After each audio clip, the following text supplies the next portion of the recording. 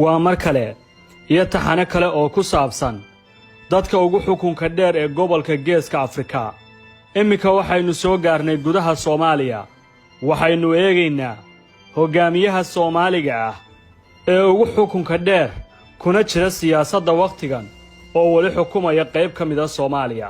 Now the situation is settled, everything is okay, and the civilian, the local, they are very happy to come as Ahmed Mohamed Islam, Sheikh Ahmed Madoobe, waa hogaamiyaha ugu cumriga dheer ee gudaha Soomaaliya.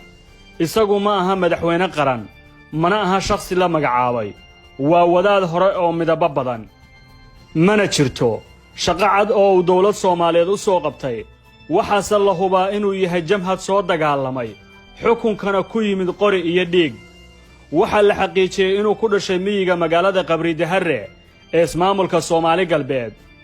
Daahan si sax ah uma cadda dhalashadiisu waa 65 sano jir sida aan ka soo xiganay xogtiisa shakhsiga ah.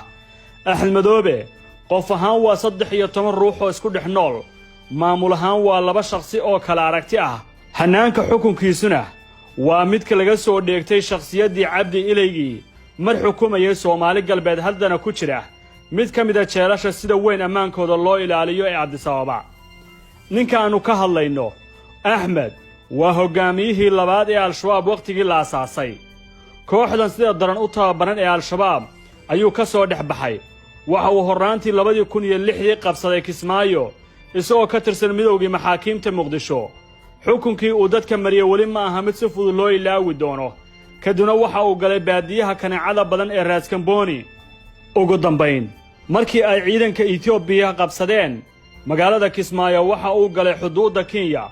Waxa uu ka tallaabay isagoo ciidan Kenyaan hay galbinayaan. Waxaana uu dib u soo galay Kismaayo. Walina ayada ayuu xukumaa. Ahmed Madoobe aynu ka hadlaynay ee Jubbaland siyaasaddiisa labada waji leh. Dad badan waxa ay ku dhalilaan in laga soo minguuriyay kooxdii TPLF oo soo marisay saaxiibadeedii Garowe iyo qolo kale oo ka mid ah kooxaha ehelkiisa ah.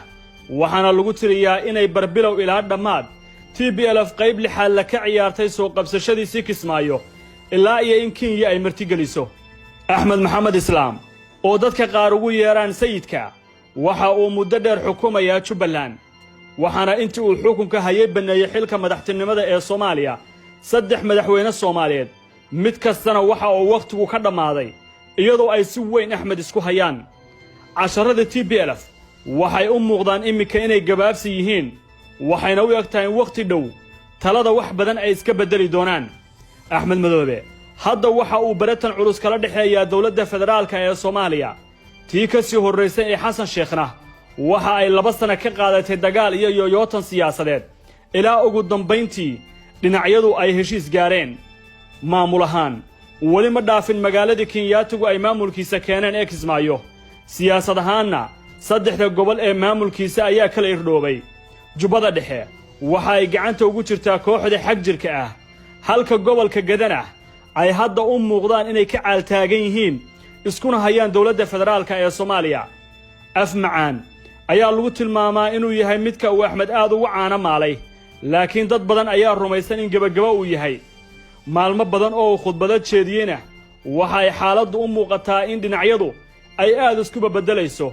Sunta ama waayida Ahmed uu eersan doonaa waa soo laabashada kooxda xukunka hadda joogta ee nabad iyo nolol ee uu horboodaya Maxamed Cabdilaahi Farmaajo. Dad badani waxa ay u arkaan in soo laabashada Farmaajo Ahmed uu arko dhimashadiisa oo soo degdegta maadaama 2 sano oo ku meel gaarnimo